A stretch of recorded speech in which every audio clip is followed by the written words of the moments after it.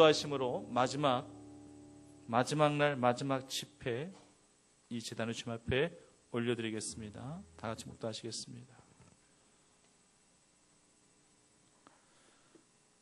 아버지 하나님, 얼마 안 된 것 같은데 벌써 오늘 마지막 날입니다. 마지막 집회입니다. 은혜 받은 심령들, 또 절실한 마음으로 기대감으로 이 자리에 마지막 자리까지 이 자리를 지키게 하여 주셨습니다. 하나님, 간절히 나를 찾고 구하고 찾는 자가 나를 만날 것이라 말씀하신 주님이시여, 이 시간 이 집회를 통하여 주님 만나게 하신 은혜의 경험들 모두 한 분도 빠짐없이 다 하실 수 있게 하여 주시옵소서. 하나님의 신실하신 사랑이, 그 은혜가, 그 축복들이 부어지고 채워지고 넘쳐나는 은혜의 마지막 집회를 허락하여 주시옵소서. 예수님의 이름으로 기도드립니다.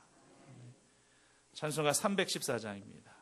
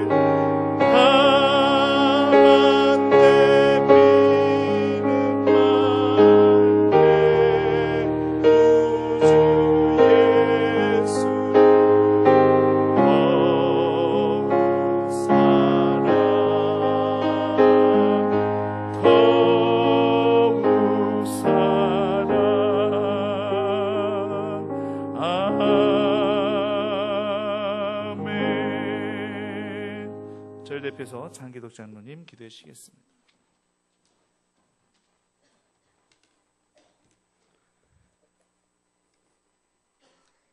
사랑과 은혜가 풍성하신 하나님 아버지, 우리에게 새 생명을 주시고 하나님의 자녀로 선택하여 주시고 날마다 우리의 삶을 지켜주시니 감사합니다. 믿음으로 살아가도록 귀한 교회를 허락하여 주시고 함께하는 동역자들과 믿음의 형제들을 허락하여 주시니 또한 감사합니다. 2018년 새해를 기도로 시작하게 하시고 특별히 김은용 목사님을 모시고 귀한 은혜의 잔치를 마련하여 주셔서 시간마다 귀한 말씀으로 하나님의 사랑과 은혜를 기억하게 하시니 감사합니다. 하나님 아버지, 하나님의 은혜와 사랑이 이토록 크고 경이롭지만 우리들은 이스라엘 백성들처럼 잠깐 동안의 어려움을 직면하게 되면 그 은혜를 모두 잊어버리고 또 하나님께서 더 좋은 것, 더 귀한 것으로 주시려고 하는 것을 알지 못하고 불평과 불만에 가득 찼음을 고백합니다. 우리 삶의 어려움이 닥칠 때마다 주님을 의지하지 못하고 내 힘으로 내 생각으로 해결하려고 했음을 또한 고백합니다. 걱정과 염려를 주께 맡기지 못하고 내일 일을 걱정하고 무엇을 먹을까 무엇을 입을까 염려하며 정말 하나님이 살아계신가, 하나님이 날 기억하고 계신가, 무소부재 능력의 하나님이 맞는가 하며 하나님의 존재를, 하나님의 능력을 의심하는 저들이었음을 고백합니다. 예수를 수년 또는 수십 년 믿어왔으면서도 왜 예수를 믿어야 하는지에 대한 정체성 없이 아내가, 부모가, 자식이 원하니 가정의 평화를 위해서, 천국이 있다고 하니 천당을 가기 위해서, 이 땅에 사는 인생 좀 더 건강하고 풍요롭게 살기 위해서, 자녀의 성공을 위해서 왠지 안 믿으면 불안해서 주일이면 습관적으로 교회를 찾지는 않았는지 되돌아봅니다. 이 믿음 없고 우매한 저희들을 불쌍히 여겨 주시옵소서. 이 어리석음, 믿음 없음, 이 모든 죄의 시간 주님 앞에 내어놓습니다. 주의 능력의 보혈로 우리의 죄악을 깨끗이 씻어 주시옵소서. 사랑의 하나님, 이 우매한 저희들에게 귀한 목사님을 통하여 하나님이 진정 우리에게 원하시는 뜻을, 그 크신 하나님의 사랑을 시간마다 깨닫게 하시니 정말로 감사합니다. 우리가 주님을 부인하고 외면할 때에도 주님은 우리를 버리지 않으셨고, 우리가 주님을 의심하고 절망 속에 헤매고 있을 때도 주님은 우리와 동행하셨으며 오히려 우리의 연약함을 채워주셨던 주님, 이제 주님 한 분만으로 만족하게 하옵소서. 나의 좁은 생각으로 주님을 판단하지 않게 하옵소서. 주님이 원하시는 길이라면 어떤 시련이 온다 해도 주님의 계획하신 그 길을 믿고 따르게 하옵소서. 이 시간 지혜와 계시의 영을 우리에게 허락하시어 우리의 마음의 눈을 열어주시고 하나님께서 우리에게 행하신 놀라운 일들을 기억나게 하시고 깨닫게 하시며 하나님께서 우리를 향해 품으신 그 놀라운 뜻과 계획과 소망을 알게 하옵소서. 주님 언제 오실지, 혹 밤에 혹 낮에, 주님 언제 날 부르실지 오늘 밤에 혹은 내일 아침에, 오늘 이 시간이 우리에게 주시는 마지막 시간이라는 간절한 마음으로, 사모하는 마음으로 듣게 하시고 주님께서 예비하신 풍성한 은혜의 단비를 내려 주시옵소서. 갈급한 영혼들이 소생되고 기쁨을 누리는 시간이 되게 하옵소서. 말씀 증가하는 이 시간 성령께서 충만하게 역사하시고 우리의 마음과 영과 생각을 주장하시어 온전한 하나님의 말씀만을 듣게 하옵소서. 예수님의 이름으로 기도합니다. 아멘.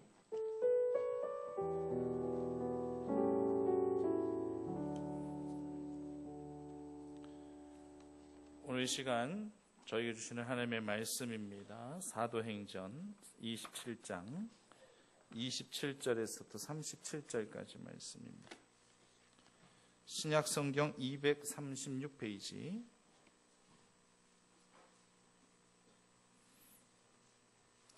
신약성경 236페이지, 사도행전 27장 27절에서부터 37절까지 말씀.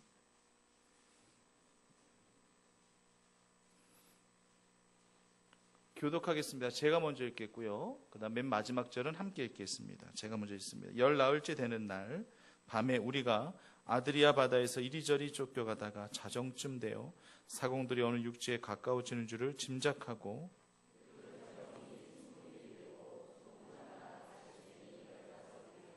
암초에 걸릴까 하여 고물로 닷 넷을 내리고 날이 새기를 고대하니라.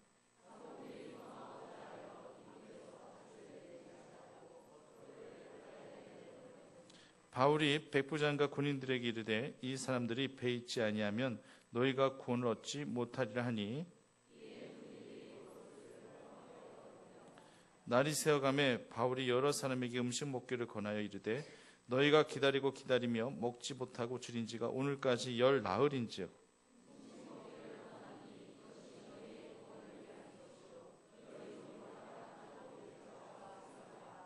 떡을 가져다가 모든 사람 앞에서 하나님께 축사하고 떼어 먹기를 시작하며 배에 있는 우리의 수는 전부 276명이더라. 아멘. 할렐루야. 아쉽죠? 진심으로 아쉽죠? 예. 정말 시간이 이렇게 정말 화살과 같이 빨리 가는 줄을 보통 때도 알고 있었지만 이 부흥회 집회하면서 참 때마다 시마다 어떤 집사님이 그러시더라고요. 목사님 말씀이 너무 러블리하세요. 근데 진짜 그 표현 자체가 맞는 것 같아요. 러블리. 어제도 사랑에 대한 메시지를 또 우리에게 또 주셨지만은 매 순간순간마다 이 강단에서 주시는 말씀이 정말 러블리한 말씀, 정말 은혜되는 말씀, 정말 귀한 말씀 주셔가지고 그냥 시간 가는 줄 모르게 여기까지 마지막 날까지 왔습니다. 아쉽지만 목사님을 또 오늘 이제 마지막으로 또 보내드려야 되고 제가 대신 학답을 받아놨어요. 언제든지 제가 콜하시면 오십시오. 그랬더니만 알겠습니다 라고 그렇게 말씀해 주셔서 참 우리 충북교회 교인들을 우리 목사님 참 지극히 사랑하시는구나 라는 생각이 들어서 감사하고 끝나고 나서 따로 이렇게 소개시켜드리고 하지 않겠어요. 항상 우리 목사님 마지막에 또 이렇게 그렇게 끝내시기 때문에 지금 제가 소개를 다 마지막으로 이렇게 해드리고 하는 거예요. 목사님께 나오실 때 그동안 은혜 주셔서 감사하고 마지막 한 번 남은 이 시간은 더 배 이상으로 은혜를 줄 줄 믿습니다. 부담을 좀 팍팍팍 안겨드리는 그런 차원에서 하나님 앞에 박수 한번 올려드리면서 우리 목사님 맞이하겠습니다. 감사합니다.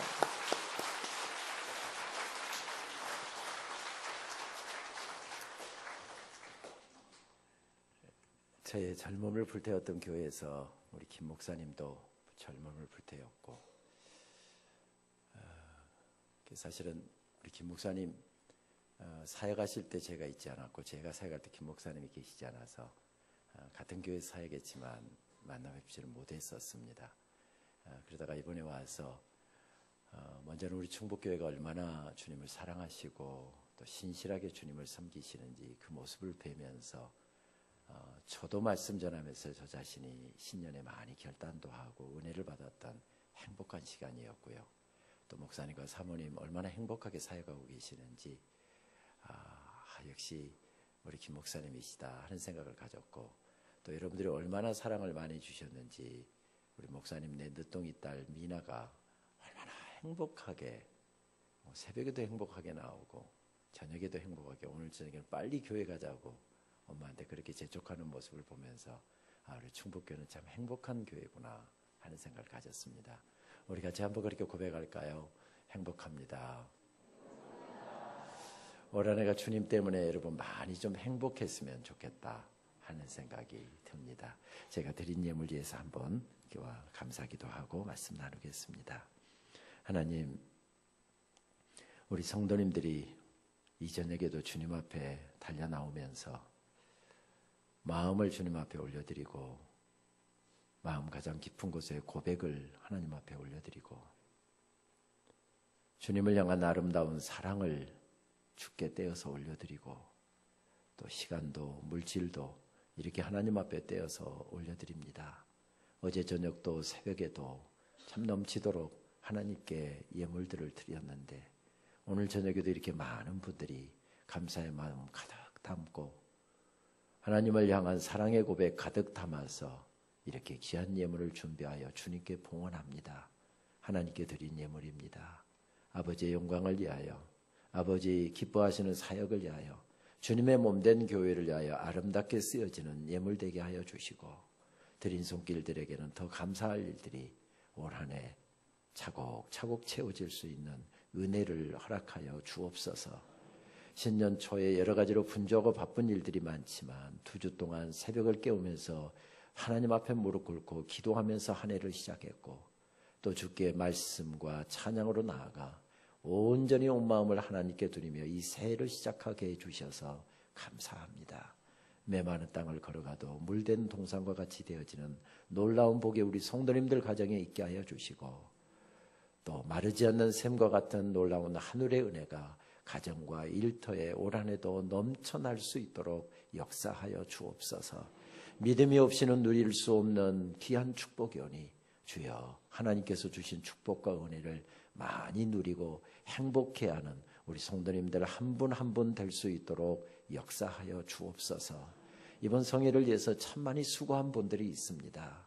주님, 찬양팀으로 찬양대로 수고한 귀한 손길들이 있고, 또 식사 대접으로 또 강사 숙소를 제공하는 우리 권사님 가정도 있고, 또 시간 때를 따라서 여러 가지 섬김으로 이렇게 충성한 종들이 있습니다.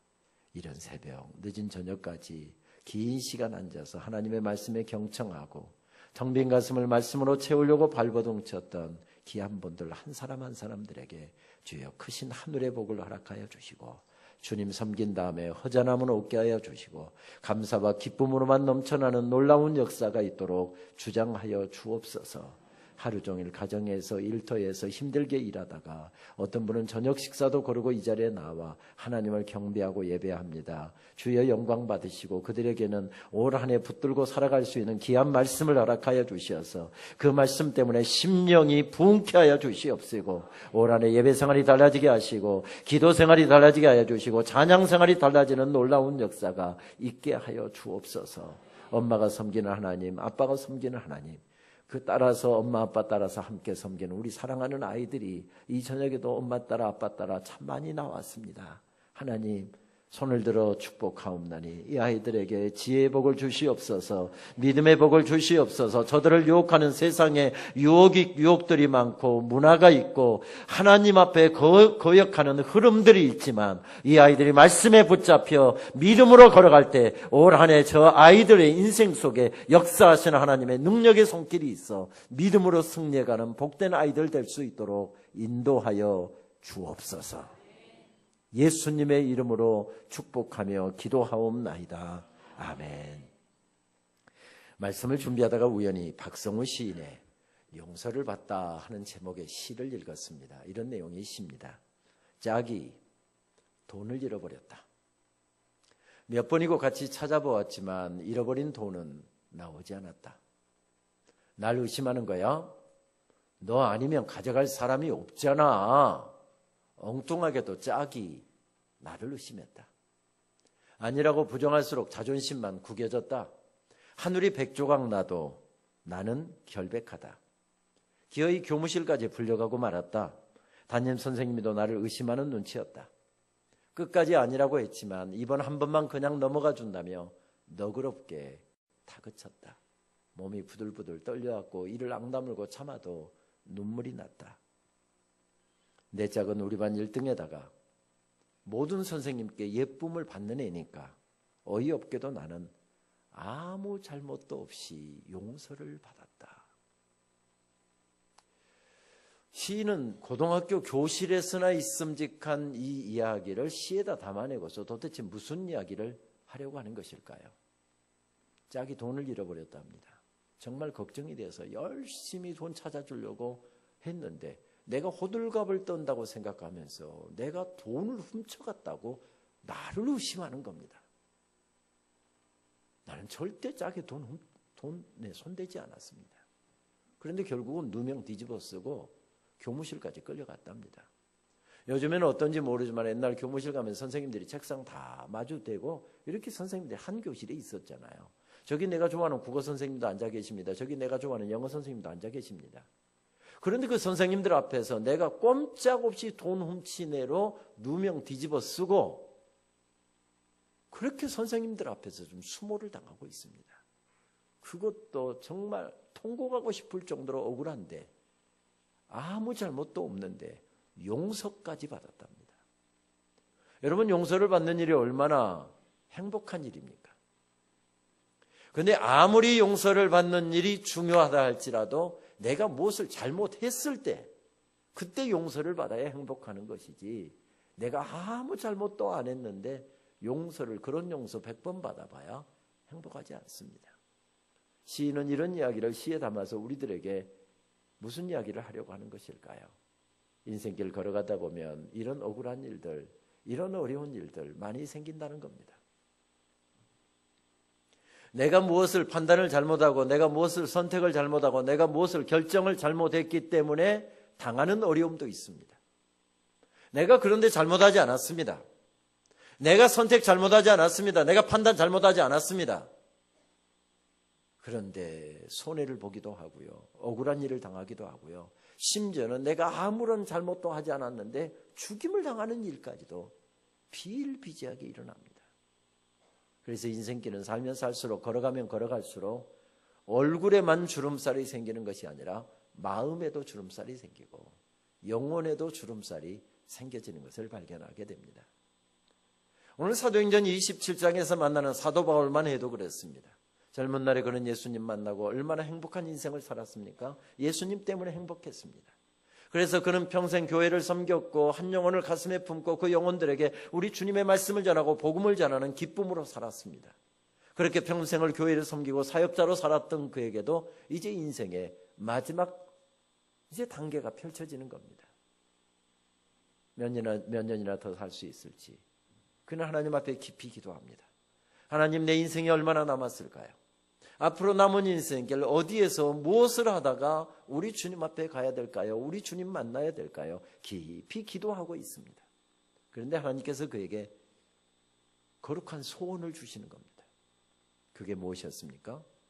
당시에 세계의 심장부였던 로마에 가서 우리 주님의 피 묻은 십자가의 복음을 전하고 싶다라고 하는 그런 소원이었습니다. 그런데 우리가 알고 있는 대로 그 당시에 로마에 가서 예수님을 이야기한다든지 십자가의 복음을 전한다라고 하는 이야기는 순교로 통하는 때였습니다. 그런데도 불구하고 사도 바울은 나는 병에 걸려서 병사하고 싶지 않다. 나는 교통사고 당해서 그렇게 죽고 싶지 않다. 나는 자연사하고 싶지 않다. 나는 죽더라도 우리 주님의 복음을 위하여 그렇게 살고 그렇게 죽고 싶다. 그래서 그는 예루살렘을 경유하여 자청제수가 되어 가이사라에서 배를 타고 지금 지중해 바다를 건너 그가 로마 시민권자이기 때문에 로마 황제에게 재판을 받기 위해서 지금 로마를 향하여서 배를 타고 가고 있습니다.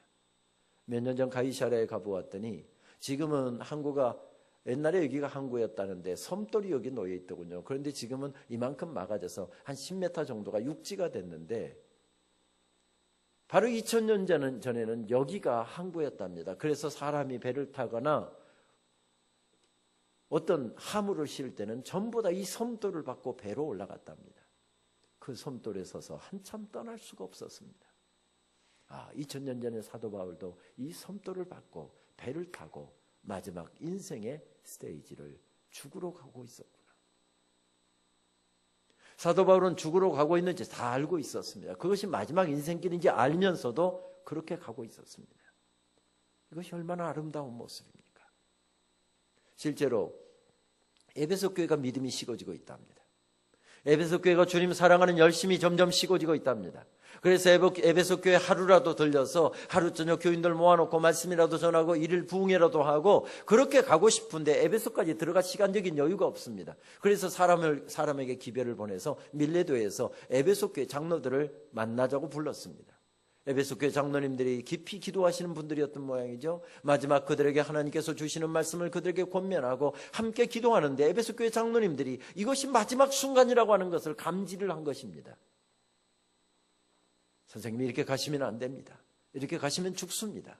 그랬을 때 사도 바울이 했던 이야기가 사도행전 20장 23절 이하에 이렇게 기록되어 있습니다. 오직 성령이 각성해서 내게 증언하여 결박과 환난이 나를 기다린다고 하시나 내가 달려갈 길과 주 예수께 받은 사명 곧 하나님의 은혜의 복음을 증언하는 일을 마치려 하면은 나의 생명조차 조금도 귀한 것으로 여기지 아니하노라. 무슨 이야기입니까? 죽으러 가는 줄 알고 가고 있었답니다.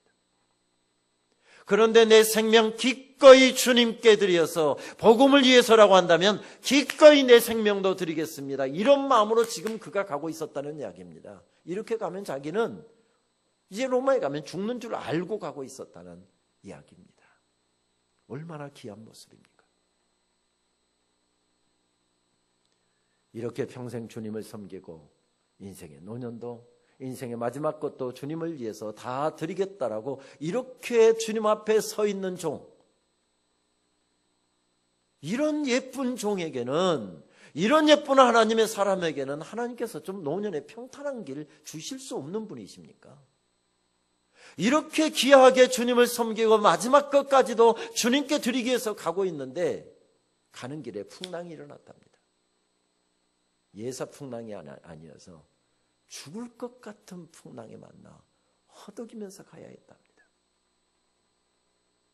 그래서 오늘 분위기에, 말씀의 분위기는 굉장히 무겁고 침울합니다.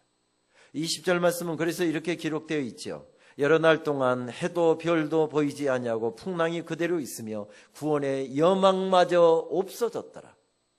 별이 보여야 어느 방향으로 갈지 밤에 가늠을 할 수가 있겠는데, 해가 보여야 방향을 가늠하고 갈 수 있겠는데 해도 보이지 않고 별도 보이지 않았답니다. 그래서 구원의 여망마저 없어졌다. 이 말은 살 가능성이 전혀 보이지 않았다, 이런 뜻이지요. 얼마나 힘들었을까요? 27절 말씀은 이렇게 기록됩니다. 열 나흘째 되는 날 밤에 우리가 아드리아 바다에서 이리저리 쫓겨가다가 열 나흘째 밤이 되었답니다. 열 나흘이라고 하는 이야기는 우리가 지금 성경에서 읽고 있는 대로 잠을 이룰 수가 없었고 한가롭게 앉아서 밥을 먹을 수가 없었고 그런 허덕이면서 가야 하는 시간이 오늘까지 열 나흘이었답니다. 왜요? 배가 곧 파손될 것 같으니까 한가롭게 앉아서 식사를 하고 앉아 있을 수 없더랍니다. 한가롭게 누워서 잠을 잘 수가 없더랍니다. 열 나흘이라고 하는 시간은 이렇게 힘든 인생길이 계속되고 있었다라고 하는 사실을 강조하고 있는데, 그런데 또 밤이 되었답니다. 밤이라고 하는 이 물리적인 시간은 낮이 지나가면 오는 시간입니다.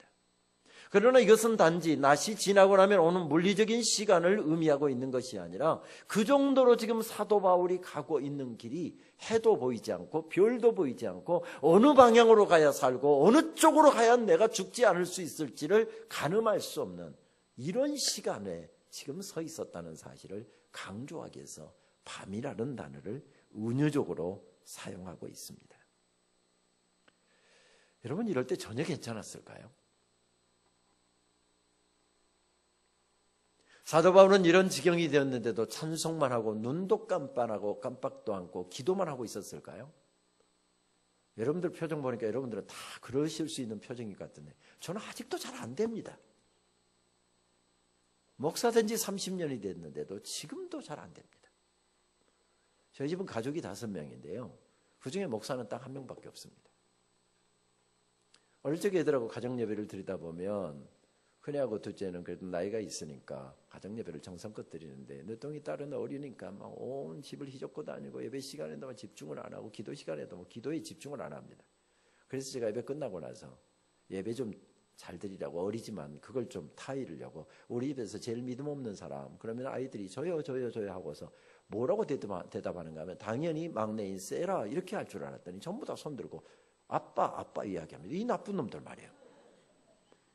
목사는 1명밖에 없는데 우리 집에서 제일 믿음 없는 사람이 목사랍니다. 그런데 그게 사실입니다. 제 인생길을 가만히 돌이켜보면 하나님께서 직선 코스로 인도하셨던 적은 한 번도 없었던 것 같습니다. 저기에 이루고 싶은데, 그래서 작전기도 하는데 금식기도 하는데 그 길이 보이지 않아서 몸부림치고 하나님 앞에 울면서 기도하다 보면 몇 바퀴 빙빙 돌리고 나서 기도하다 보면 언제 세우는지 모르게 거기에 세워주시고, 그러다 보니까 이런 문제가 부딪혀오면 밤에 잠이 오지 않습니다. 2시가 됐는데 눈만 말똥 잠이 오지 않습니다. 3시가 됐는데도 잠이 오지 않습니다. 내일 아침에, 오늘 아침에 4시 반이면 일어나서 나가야 되는데 잠이 오지 않습니다. 그런데 제 아내는 잘 잡니다. 본래 새벽형이어갖고 초저녁에는 일찍 잡니다. 10시면 어김없이 잠자리에 듭니다. 그리고 한 새벽 3, 4시면 일어나서 기도하러 나갑니다. 저는 올빼미 스타일이어갖고 저녁 늦게 무슨 글을 쓰든지 설교 준비를 해야 잘 되니까 아무래도 저녁에 늦게 잡니다. 그러니까 아무래도 새벽에는 힘들게 일어납니다. 그렇게 힘든 문제가 있어도 10시만 되면 어김없이 거골고 잡니다. 참, 아무리 부과장이라지만 이런 때 잠이 오냐 하는 생각이 들면서도 그래 나만 잠 못 자면 되지 당신까지 잠 못 자면서 우울증 걸리고 하면 안 되지. 한편으로는 고맙기도 합니다. 제가 뒤척 아내 안 들키려고 뒤척 하는데 아내가 낌새를 채고 여보 아직 안 자? 몇 시야? 새벽 3시. 빨리 자. 하나님이 다 알아서 하고 코고입니다. 하나님이 다 알아서 해주실 거야. 그 말을 못 맺고 코를 고고 있습니다. 애들 다 잠 잘 잡니다. 왜? 아빠가 다 알아서 할 거니까. 그러니까 목사인 아빠가 제일 믿음이 없다는 이야기가 사실입니다. 저는 지금도 잘 안 됩니다.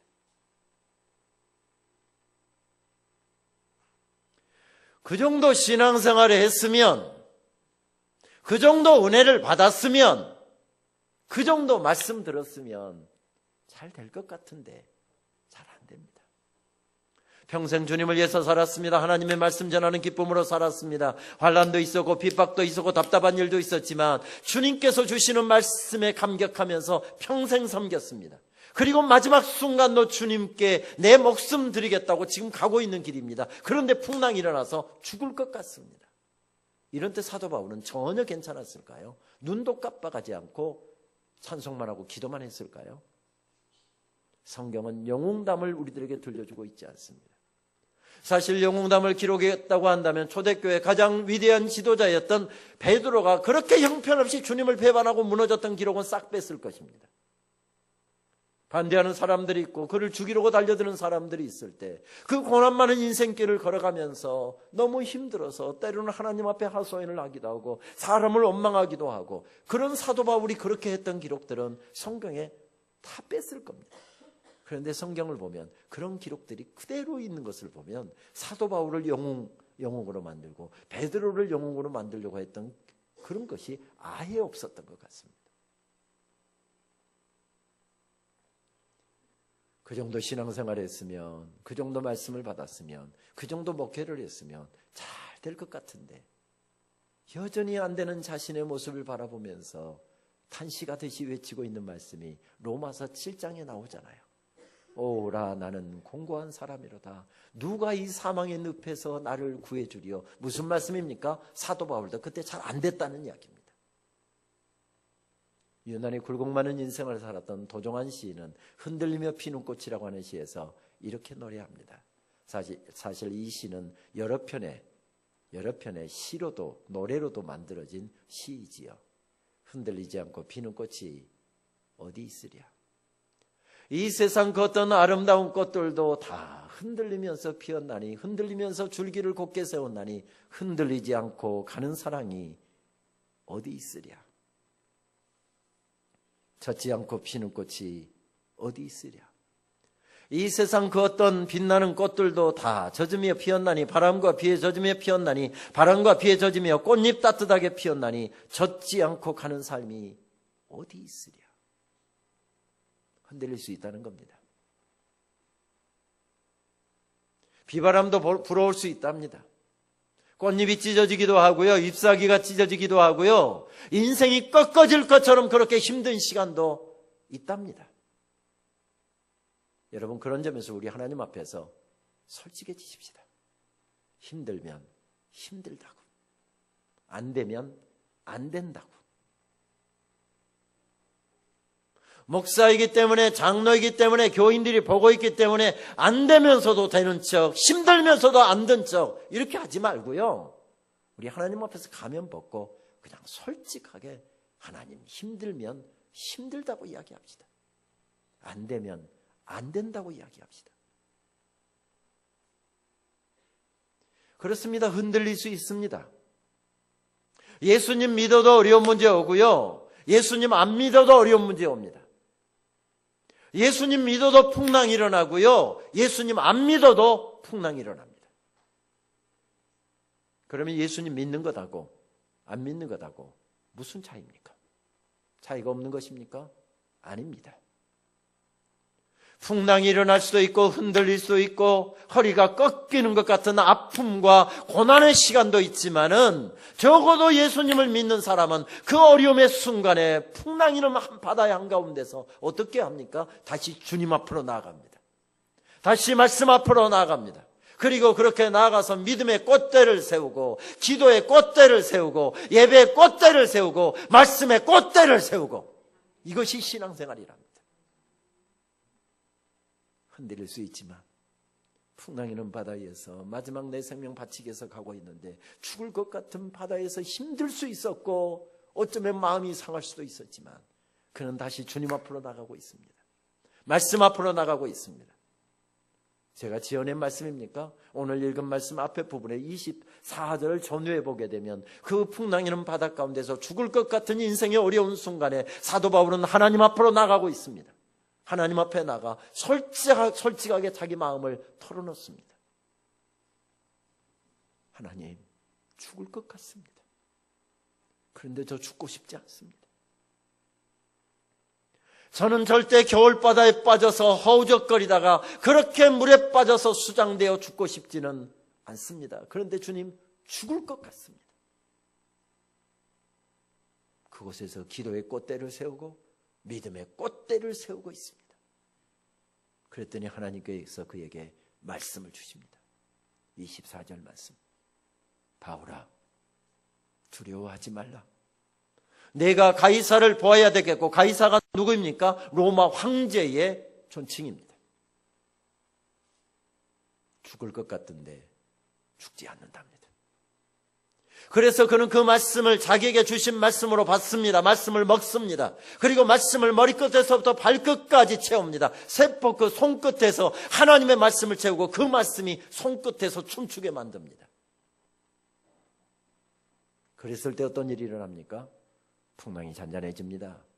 어려운 문제가 해결됩니다. 질병이 물러갑니다. 자녀의 문제가 해결됩니다. 어려운 사업의 문제가 해결되고요. 자녀의 문제가 해결되고요. 진로의 문제가 해결되고요. 고민했던 모든 문제가 풀리고 있는 것을 발견하게 됩니다. 말씀 붙잡고 믿음으로 걸어갔을 때. 여러분, 첫날 아멘을 조심해서 해야 된다고 그랬잖아요. 하나님께서 주시는 말씀을 먹었습니다. 그리고 말씀을 그의 머리끝에서부터 발끝까지 채우고 말씀 붙잡고 나갔더니 풍랑이 잔잔해졌습니까? 잔잔해지지 않았습니다. 문제가 해결됐습니까? 해결되지 않았습니다. 내가 원하는 일이 이루어졌습니까? 이루어지지 않았습니다. 똑같았습니다. 풍랑 그대로였습니다. 그런데 성경은 여기서 일어나고 있는 놀라운 두 가지 변화를 우리들에게 보여주고 있습니다. 지중해는 겨울에 갑자기 돌풍이 일어나서 이 풍랑이 일어나곤 했습니다. 배에 화물이 잔뜩 실렸는데 풍랑이 자주 일어나는 겨울에 지중해 바다를 항해한다라고 하는 굉장히 위험 부담이 높아집니다. 만약에 돌풍을 만나서 배가 파손되면 큰 손해를 보게 되어 있습니다. 그래서 겨울에 항해를 할 것인가 말 것인가를 결정해야 됐을 때 모든 것의 주도권, 이니셔티브를 쥐고 있는 사람이 누구였습니까? 배의 주인이었던 선주였습니다. 그런데 아무래도 여러 계산을 해보니까 위험 부담은 좀 있지만 빨리 항해를 해서 이 화물을 운송하는 게 좋겠다 싶어서 항해를 결정하고 지중해 바다에다가 배를 띄웠습니다. 그때 누가 주도권을 짚니까? 선장이 주도권을 쥐고 있습니다. 오늘 말씀에 이르게 되면 선원들이 배가 큰 배가 가면서 잘못하면 자초될 수 있기 때문에 물의 깊이를 쟀답니다. 20길이 되고 19길이 되고 18길이 되고 15길이 됐답니다. 육지가 점점 가까우고 있다는 이야기입니다. 그런데 이대로 하염없이 떠내려가다가는 안전한 포구에 배를 내가 잘 핸들해서 갖다 대야 안전한 것이지, 이렇게 떠내려가다가는 배가 자초돼서 겨울바다에 빠져서 다 죽을 수 있습니다. 그러니까 닷을 내리고 배가 더 떠내려가지 않도록 닷을 내리고 날이 밝기를 기다리고 있었답니다. 그랬더니 육지가 점점 가까워오는 것을 가늠한 이 선원들이 자기들만 살겠다고 구조선을 내려서 자기들만 도망가려고 했답니다. 그때 누가 주도권을 쥐고 있습니까? 로마의 장교였던 백부장이 쥐고 있습니다. 그런데 한 사람이 주님 앞으로 나아가서 하나님께서 주시는 말씀으로 그의 텅 빈 가슴을 채우고 머리끝에서 발끝, 손끝, 발끝에서 하나님의 말씀이 춤추게 한 다음에 그 말씀을 믿고 말씀을 붙잡고 걸어 나갔더니 주도권이 누구에게로 바뀌고 있습니까? 이 사실을 성경은 우리들이 놓치지 않도록 한 단어를 반복하고 있습니다. 바울이.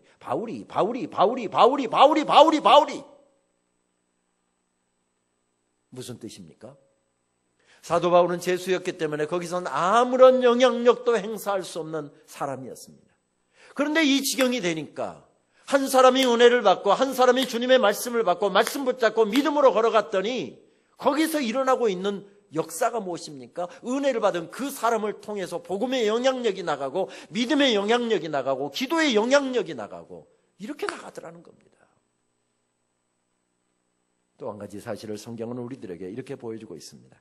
그 사실을 우리는 33절 말씀부터 읽으면서 찾아보기를 원합니다. 날이 새감에 바울이 여러 사람에게 음식 먹기를 권하여 이르되 너희가 기다리고 기다리며 먹지 못하고 줄인 지가 오늘까지 열나흘인즉 음식 먹기를 권하노니 이것이 너희의 구원을 위하는 것이요 너희 중 머리카락 하나도 잃을 자가 없으리라 하고 떡을 가져다가 모든 사람 앞에서 하나님께 축사하고 떼어 먹기를 시작하며 그들도 다 안심하고 받아 먹으니 배에 있는 우리의 수는 전부 몇 명이었더라? 276명이었더라. 여러분 여기서 일어나고 있는 변화를 보고 계십니까? 죽을 것 같은 삶의 자리에서 한 사람이 다시 주님 앞으로 나갑니다. 다시 말씀 앞으로 나갑니다. 나가서 믿음의 꽃대를 세웁니다. 기도의 꽃대를 세웁니다. 예배의 꽃대를 세웁니다. 그랬더니 하나님께서 주신 은혜가 있었습니다. 말씀이 있었습니다. 그 말씀을 그의 텅 빈 가슴에 채우고 말씀을 붙잡고 벌떡 일어났더니 그 사람이 다시 말씀드리면 은혜를 받고 말씀으로 살아났더니 그 한 사람 때문에 그 배에 죽겠다고 아우성치던 275명이 함께 살아나더라는 겁니다. 한 사람이 은혜를 받고 한 사람이 살아나니까 그 배에 죽겠다고 아우성치는 275명이 함께 살아났습니다. 누구를 통해서였습니까? 하늘을 바라보는 사람을 통해서였습니다. 캄캄한 한밤중에 내 힘으로 어찌할 수 없는 어려운 상황 가운데서 하늘을 바라보았더니 하나님께서 거기서 놀랍게 역사하시자 그가 살아납니다. 그가 살아나자 그 한 사람 때문에 275명이 함께 살아나더라는 겁니다. 다시 말씀드리면 이번 집회 기간 동안에 할아버지가 은혜를 받았습니다. 할머니가 은혜를 받았습니다. 엄마가 은혜를 받았습니다. 아빠가 은혜를 받았습니다. 그러면 그 아빠 때문에 아들이 살아나고 그 엄마 때문에 딸이 살아나고 그 할아버지 때문에 손자가 살아나고 그 할머니 때문에 손녀가 살아나는 놀라운 역사가 일어나더라는 겁니다. 바로 그 말씀입니다. 누구를 통해서 했습니까? 하늘을 바라보는 사람을 통해서 했습니다. 이 부분 말씀을 준비하다가 오래전에 읽었던 알퐁스 도데, 프랑스 작가지요. 알퐁스 도데의 별이라고 하는 아름다운 글이 갑자기 생각이 나서 저는 별이라고 하는 글을 찾아서 다시 읽어본 적이 있습니다. 거기에 이런 아름다운 글귀가 나오더군요. 만일 한 번만이라도 한 데서, 차가운 데서란 뜻이죠. 밤을 지새워 본 일이 있는 사람이라면 인간이 모든 잠든 깊은 한밤중에는 또 다른 신비의 세계가 고독과 적막 속에 눈뜬다는 사실을 그는 알고 있을 것이다. 무슨 이야기입니까? 모두가 잠든 새벽 2시, 3시가 되는데 한 사람이 깨어 있습니다. 밤새워가면서 일을 하지 않으면 처자식을 건사할 수가 없고 밤새워서 일을 하지 않으면 다음 학기 딸 등록금 돼야 되고 아들 등록금 돼야 되는데 그것을 준비할 수가 없어서 밤새워가면서 지금 일하고 있는 것일까요? 끝내야 되는 논문이 있고 끝내야 되는 프로젝트가 있어서 지금 밤을 지새워가면서 준비하고 있는 것일까요? 아니면 몸이 병들고 너무 아파서 잠을 이룰 수가 없어서였을까요? 아니면 해결할 수 없는, 내 힘으로는 해결할 수 없는 어려운 인생에 문제가 생겨서 그것 때문에 고민하느라고 잠을 이루지 못하고 있는 것일까요? 한밤중에 깨어 있는데 아무리 발버둥 쳐도 아무리 노력해도 이 어려운 인생의 이 상황을 내가 타개 나갈 수가 없습니다. 내가 어떻게 이것을 해결해 갈 수가 없습니다. 내가 아무리 발버둥 쳐도 이 일을 이룰 수가 없습니다. 그래서 한밤중에 벌떡 일어나서 눈을 들어서 하늘을 바라보고 있습니다. 그런데 그 사람은 안다는 겁니다. 모두가 잠든 한밤중에 하늘을 바라보는 사람은 고독과 적막 속에서 또 다른 신비의 세계가 눈뜬다는 사실을 그 사람은 안다는 것입니다. 이러한 사실을 가장 잘 알려주는 찬송을 한 곡 들라고 한다면 주만 바라볼지라 하는 찬송인 것 같습니다.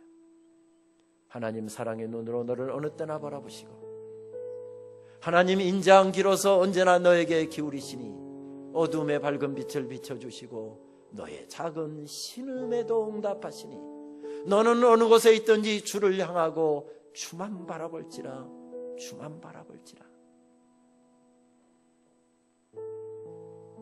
저는 장신대 신대원을 졸업하고 목회가 좋아서 목회 현장에 있었더랬습니다. 전임 전도사하고 부목사하고 그리고 저희 동기들 중에서는 아마 어쩌면 개척한 사람을 제외하고는 제일 제가 먼저 담임을 나갔던 것 같습니다. 30살 30대 초반에 서울 강남 대치동에 있는 한 교회의 담임 목사로 사역을 했습니다. 우리 목사님 부목으로 사역하시던 교회에서 저도 부목으로 사역했는데 제가 바로 부임하자 건축이 시작되고 있었습니다. 가난한 교인들 10년을 돈을 모았는데 10년 동안 내 평생 성전 한번 짓게 해주십시오. 눈물의 기도와 함께 돈을 모았는데 10년 모은 돈이 1억 3천이었습니다. 그런데 그 돈으로 2,500석 교회당을 지으려고 하니 턱없이 부족했습니다. 눈 덮인 성전터에 가서 하나님 나 한 번만 축복해 주십시오. 하나님 나 한 번만 축복해 주셔서 하나님의 성전 한번 짓고 우리 주님 만나게 해주십시오. 성도들 눈물로 그렇게 새벽마다 저녁마다 간구하면서 성전 짓겠다고 발버둥 치는데 교회에서 사례비 주시면 최저 생계비 남겨두고 나머지는 다 건축원금으로 작정원금으로 다 다시 교회로 돌려드렸습니다. 그러다 보니 수중에 돈 10만 원 모아놓고 살 수가 없었습니다. 하나님 대신 우리 병원 출입 안 하게 해주십시오. 만약에 저축해놓고 살 수 있는 10만 원이 있다고 한다면 그거 빨리 건축원금으로 드려야 교회 건축이 잘 진행될 상황이었습니다. 담임 목사 나갔습니다. 좀 형편이 좋아지겠지. 좋아졌습니다. 근데 1년 지난 다음에 대치동에서 개포동으로 교회를 옮겨서 건축을 새로 시작하게 되었습니다. 상황은 똑같이 마찬가지였습니다. 3년여 목회를 하다가 저는 담임 목회를 3년 정도 마치고 난 다음에 대학원 지도교수의 강권에 못 이겨서 늦은 나이에 미국 유학길에 올랐습니다. 저희 형제들의 내력이기도 해서 그랬지만 저는 대학 3학년 때 부모에게 독립을 선언하고 입주 가야하고 아르바이트하면서 제 힘으로 대학 공부를 마쳤습니다. 그러다 보니 제때 등록을 해봤던 적이 없습니다. 제일 마지막에 가서 겨우 등록하고 그래서 밥도 많이 굶었고요. 신대원 공부도 제 힘으로 했습니다. 늦은 나이에 유학 가면서 대학 때부터 제 힘으로 공부 마쳤는데 부모에게 도와달라는 이야기 할 수가 없었습니다. 저는 성격이 변변찮아서 지금도 누구에게 저 도와달라는 이야기는 이만큼도 못하는 사람입니다. 유학 출발을 낮자는 하루하루 다가오는데 돈은 없죠. 머리가 터지는 것 같았습니다. 미국에서 온 입학허 가서 새벽기도 갈 때 성경책 속에다 끼워갖고 가고 교인들 다 돌아가고 나면 그거 하나님 앞에 펴놓고 하나님 10년을 기도해 왔는데 이렇게 입학허가 빨리 떨어지게 해주셔서 감사합니다. 저 3월 29일 날 출발합니다. 그런데 하나님 저 돈 없는 거 아시잖아요. 비행기값도 없고요. 가서 살 돈도 없고요. 학비 낼 돈도 없고요. 하나님 제 성격도 아시잖아요. 누구에게 도와달라는 이야기 못하는 거 아시잖아요. 그때 하나님 앞에 얼마나 많이 울었는지 모릅니다. 그런데 하나님께서 교회를 통해서 응답을 주시더군요. 퇴직금 겸 교회에서 제 형편 아시고 장학금 겸 한 학기를 버티면 좋을 돈을 저에게 도와주셨습니다. 그것 들고 무작정 유학 출발했습니다. 한 학기 지면 떨어질 돈을 들고 갔으니 항상 부족했고 항상 아슬아슬했습니다. 등록금은 밤새가면서 공부해서 장학금 받아서 해결했고 생활비는 주말에 일해서 충당을 했습니다. 박사과정 공부하면서는 4시간 이상 잠을 자본 기억이 별로 없는데 항상 잠이 부족했지만 미국 신학교는 새벽 기도도 없는데 새벽이면 일어나서 학교 채플에 가서 강단 앞에 무릎 꿇고 두 손을 들 수밖에 없었습니다. 새벽에 나가서 두 손 들고 하나님 앞에 1시간여 기도하고 돌아오면 알지도 못했던 미국 사람이 수표를 보내주기도 하고요, 돈을 도와주기도 하고요. 한국에 있는 친구 목사가, 선배 목사가 월 100불씩 1년 도와줄게, 2년 도와줄게, 장학금 보내줄 테니까 빨리 공부 마치고 돌아와, 이런 격려 편지들이 다가오고요. 기도만 마치고 가면 얼마나 하나님께서 놀랍게 역사하시고 도와주시는지. 여러분, 그랬으면 얼마나 좋았겠습니까마는 그런 일은 한 번도 없었습니다. 한 번도 없었습니다. 여러분, 말씀드렸잖아요. 저 믿음 없는 목사라고. 잠 어제 저녁에 3시간밖에 못 잤는데 새벽에 일어나서 기도하러 나갔던 이유는 제가 믿음이 좋은 목사여서가 아니라 그렇게 하면 하나님이 뭘 어떻게든 도와주실 것 같아서 그러고 새벽에 나갔습니다. 그런데 필요한 돈은 하나님께서 안 도와주시고요. 기도 마치고 돌아오면 어느 때는 제 입술에, 어느 때는 제 아내 입술에 담아주신 찬송이 바로 이 찬송이었습니다. 주만 바라볼지라. 하나님 사랑의 눈으로 너를 어느 때나 바라보시고 하나님 인자한 기로서 언제나 너에게 기울이시니 어둠의 밝은 빛을 비춰주시고 너의 작은 신음에도 응답하시니 너는 어느 곳에 있든지 주를 향하고 주만 바라볼지라. 주만 바라볼지라. 하나님 사랑의 눈으로 너를 어느 때나 바라보시고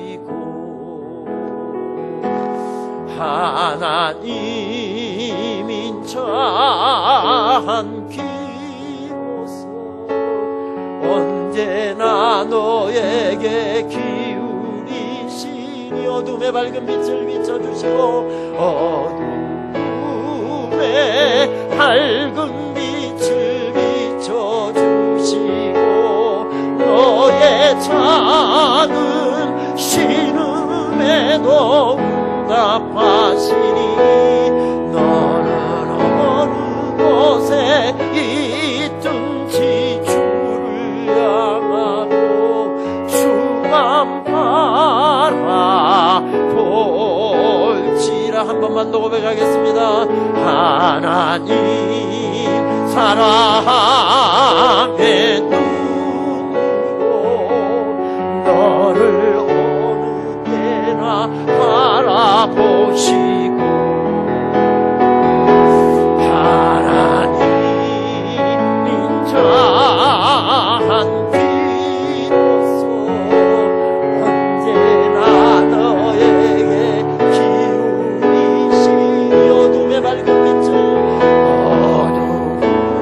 어둠의 밝은 빛을 비춰주시고 너의 작은 신음에도 응답하시니 너는 어느 곳에 있든지 주를 향하고 주만 바라볼지라.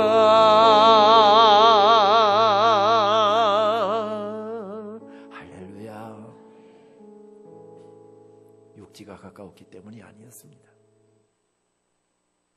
내가 원하는 대로 인생이 풀렸기 때문이 아니었습니다. 하나님께서 말씀을 주시는데 하나님께서 나 잊어버리지 않으셨답니다. 하나님께서 내 이름 기억하고 계셨습니다. 죽을 것 같은 바다에서 내 인생이 이대로 끝나는구나. 내 나이 40밖에 안 됐는데 내 인생이 이렇게 끝나는구나. 그렇게 좌절하고 힘들어서 몸부림치고 있을 때 하나님이 내 이름 기억하고 계셨답니다. 하나님께서 알고 계십니다.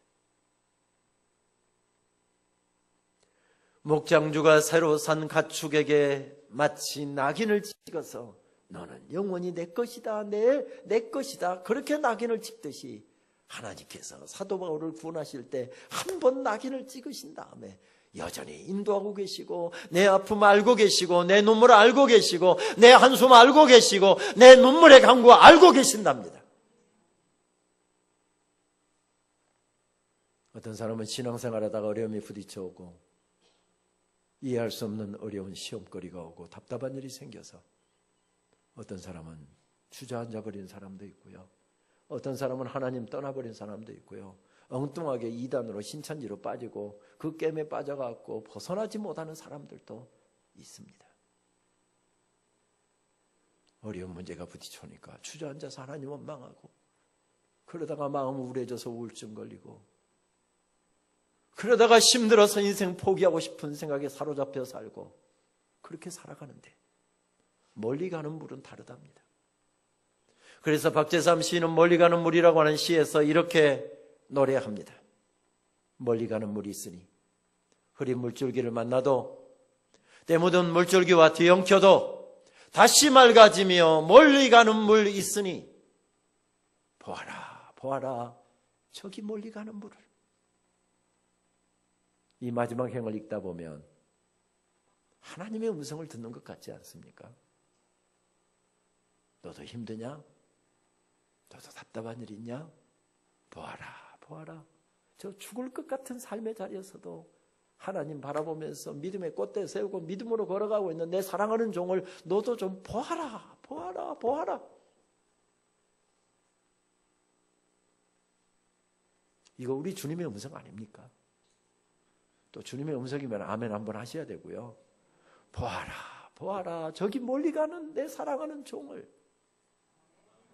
아멘입니다. 아멘입니다. 아멘입니다. 그래서 사도 바울은 펄떡 일어섭니다. 그리고 말합니다. 이제는 안심하라. 너희 중 생명에는 아무런 손상이 없겠고 오직 배뿐이라. 이 담대함이 어디서 오는 것입니까? 이 여유가 어디에서 오는 것입니까? 이 평안의 이유가 무엇이었습니까? 하나님의 말씀이었습니다.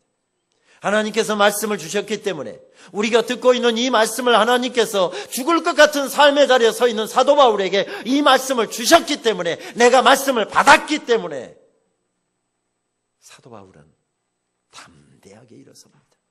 여유를 갖고 걸어가고 있습니다. 죽을 것 같은 삶의 자리에서. 바울아 두려워하지 말라. 내가 가이사 앞에 서야 하겠고 또 하나님께서 너와 함께 항해하는 자를 다 내게 주셨노라. 여러분 알고 계십니까?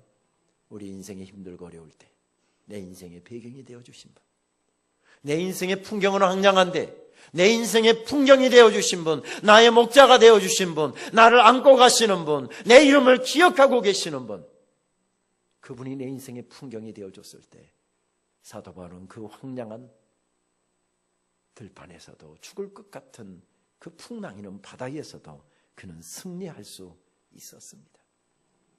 그의 당당함의 이유가 무엇이었습니까? 하나님의 말씀이었습니다. 하나님의 말씀이 무엇을 깨우쳐 주십니까? 하나님께서 여전히 나 사랑하신답니다. 하나님께서 나 잊지 않으셨답니다. 그렇습니다. 하나님께서 내 이름을 기억하시고 하나님께서 나를 인도하시고 나의 목자가 되셔서 쉴만한 물가로 나를 인도하시며 원수의 목전에서 내게 상을 베푸셔서 내 인생에 부족함이 없게 하시는 이 하나님, 이 하나님의 은혜를 깨달았기에 그는 벌떡 일어서고 있습니다.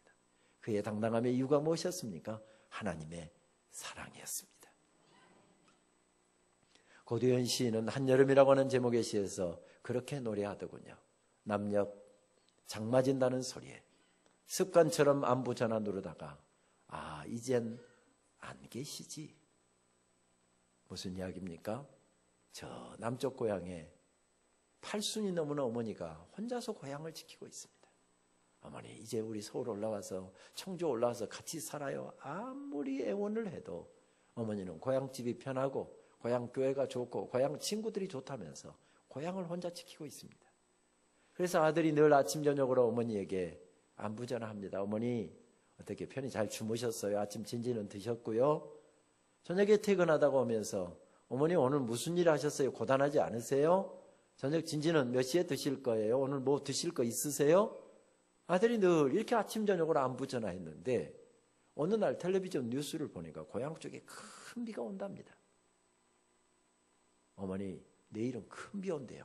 내일은 절대 들에 나가시면 안 돼요. 집에만 계셔야 돼요. 어머니에게 그 안부 전화하려고 어머니에게 전화 누르다 보니까 어머니 3개월 전에 세상 떠나셨습니다. 시인은 도대체 이런 이야기를 시에다 담아서 무엇을 이야기하자는 것입니까? 한여름이 어떻다는 것입니까?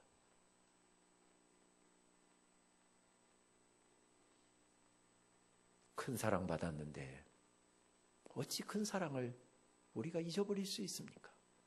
시인은 그 이야기를 우리들에게 전하고 싶었던 것이죠. 어머니가 세상 떠났습니다. 3개월 지나가면 어머니 잊혀집니까? 잊혀지지 않습니다. 3개월이 뭡니까? 3년이 가도 30년이 가도 좋은 일만 있어도 굳은 일만 있어도 제일 먼저 생각나는 분이 어머니입니다. 결혼해서 아이들 낳고 집장만 하고 기반 잡는다고 시작한 사업이 어려워서 어머니에게 제대로 용돈도 제대로 변변히 못 드렸습니다.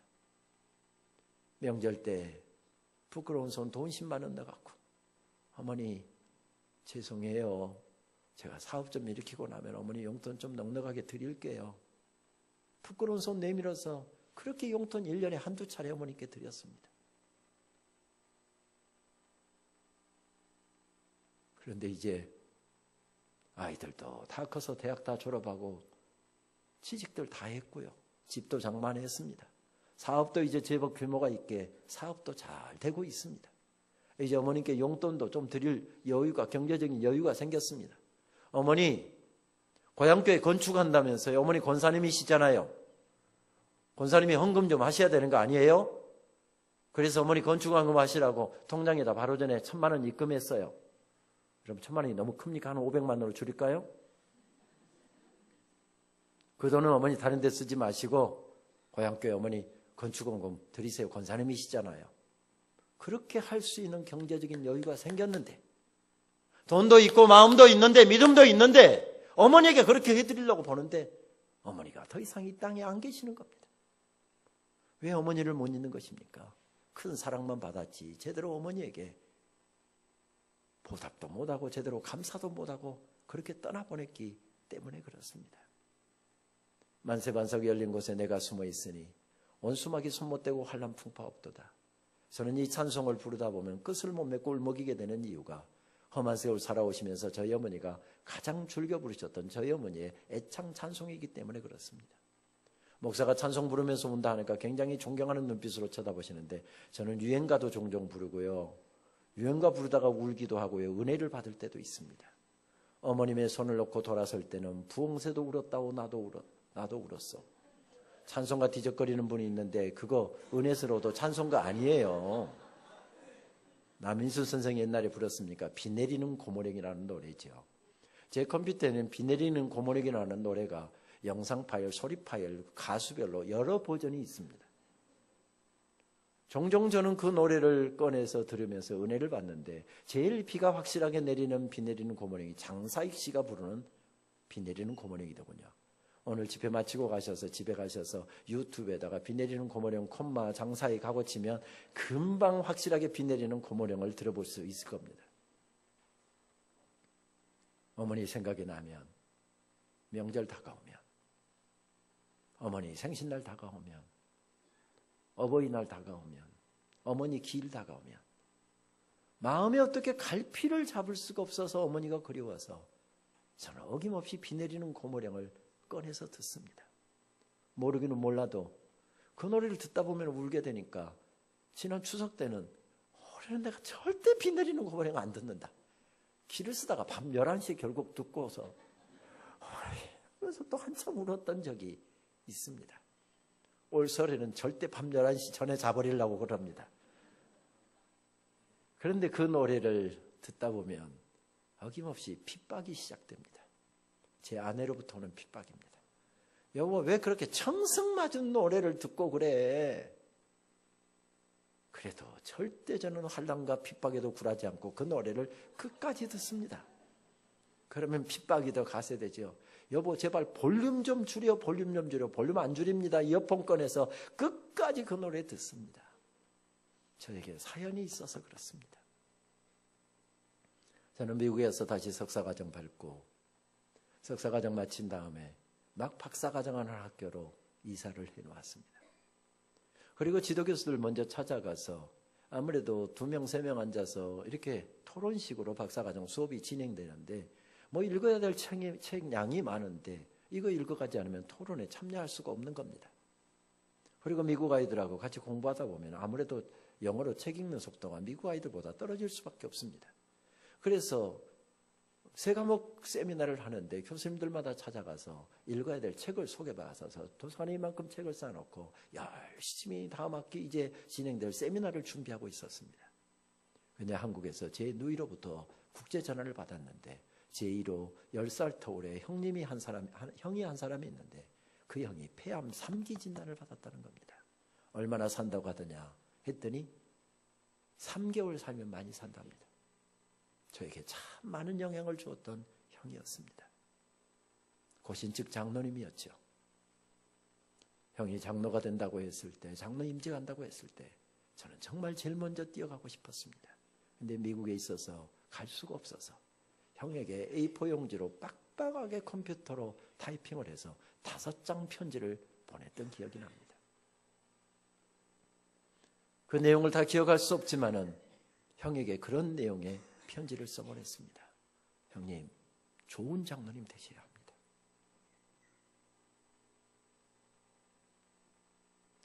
교인들에게 존경받고 교회의 유익이 되고 목사님의 힘이 되고 하나님의 사역에 정말 충성다하는 그런 장로님 되셔야지 교회에 거침돌 되고 성도들의 걱정거리 되고 목사님 늘 발목 잡고 사역에 늘 거침돌 되는 그런 장로님 되시려고 하면 차라리 안 되시는 게 좋습니다. 이런 따끔한 충고들을 형에게 적어서 5장을 보낸 겁니다. 그랬더니 형이 임직을 받은 다음에 저에게 그렇게 답장이 왔습니다. 동생, 따끔한 충고 고맙네. 동생의 충고대로 좋은 장로 되겠다고 수십 번 이를 악물고 다짐하고 다짐하면서 장로 임직을 받았네. 그런데 형의 부족함을 동생이 더 잘 알지 않는가? 형이 좋은 장로 되도록 새벽마다 이 형을 위한 기도 빼지 말고 해주시게. 동생은 나한테 좋은 장로 만나는 것이 소원이라고 그랬는데 나는 좋은 목사 만나는 게 소원인데 좋은 목사 만나는 게 쉽지 않더구만. 동생, 좋은 목사 될 자신이 없으면 차라리 배추 장사나 하게. 성도들 눈에서 눈물 빼고 성도들에게 저주나 퍼붓고 다시 교회 오고 싶지 않고 예배드리고 싶지 않는 그런 목사 되려고 하면 차라리 목사 되지 마시게. 이런 따끔한 충고를. 그래서 저도 또 바로 답장 꼬리 내리고 저도 답장했죠. 형님, 좋은 목사 되겠습니다. 만나면 그러다 보니까 서로 고민들 털어놓고 이야기하느라고 밤을 꼬박 새울 정도로 저에게 정말 영향을 많이 주었던 좋은 형이었습니다. 그런데 형이 3개월밖에 못 산답니다. 형님 살아있을 때 하나님 좀 살려주십시오. 형하고 기도를 하고 싶어서 개강하기까지 23일이 남았는데 22일 일정으로 한국에를 나왔습니다. 부산 고신대병원 장기려 박사님이 세운 그 암병동에 이번에는 형님을 바로 찾아 내려갔더니 그동안에 수술 가능한가 싶어서 정밀검사를 했는데 뇌로 17군데가 전이가 되어서 수술이 불가능했고 폐암 말기 진단이 떨어졌습니다. 평소에 담배 한 대 입에 물지 않았던 그런 좋은 믿음의 사람이었고 장로님이었는데 어떻게 폐암이 왔는가? 형하고 새벽마다 저녁마다 고신대병원 채플에 올라가서 얼마나 많이 울었는지 모릅니다. 하나님, 평생 고생하면서 살아온 형님, 이제 기반 잡고 장로 된 지 3년, 좋은 장로 되겠다고 저렇게 발버둥치는데 하나님 3년 썸먹으려고 장로 세우신 것 아니잖아요. 하나님 생명 좀 연장시켜 주십시오. 형하고 얼마나 울면서 기도했는지 모릅니다. 문제는 22일 일정을 마치고 미국으로 돌아가려고 하는데 발걸음이 떨어지지가 않습니다. 이것이 어쩌면 형하고 마지막 순간이 될지도 모르겠다 하니까 돌아설 수가 없었습니다. 그때 형이 제 눈치를, 제 마음을 읽고서 제 손을 턱섭 잡더니, 동생, 현대의학이 포기한다지만 나는 전능하신 우리 하나님의 능력을 믿네. 하나님께서 나를 고치셨다고 내가 동생에게 꼭 간증할 테니까 이 형 걱정하지 말고 미국 가서 힘든 박사과정 공부 잘 감당하시게. 그런데 장로님이 약속도 안 지키고 자기 말로, 자기 입으로 한 말도 안 지키고 3개월 만에 정확히 세상 떠났습니다. 저는 학기 중이었기 때문에 한국에 나올 수가 없었습니다. 그래서 한국에 있는 동생에게 장례 지시하면서 그 중에 하나가, 어머니는 장례식 참석시키지 마라. 평생 마음에 기둥 삼고 살았던 장남이 45살 젊은 나이로 세상을 떠날 때 얼마나 어머니 가슴이 미어지시겠죠. 어머니는 장례식 참석시키지 마라. 그랬더니 어머니가 머리로는 장남이 죽었다는 걸 다 아는데 가슴으로 못 받아들이신 겁니다. 장례 마치고 어머니가 날마다 눈물바람 한다는 이야기를 들었습니다. 그때 국제전화비가 꽤 비싸던 때입니다. 어머니에게 아침 저녁으로 전화했습니다. 어머니 왜 그러세요? 우리 잠시 후에 천국 가면 다시 만날 텐데 왜 권사님이 그렇게 믿음이 흔들리고 소망이 흔들리세요? 다 안다, 다 안다, 다 안다.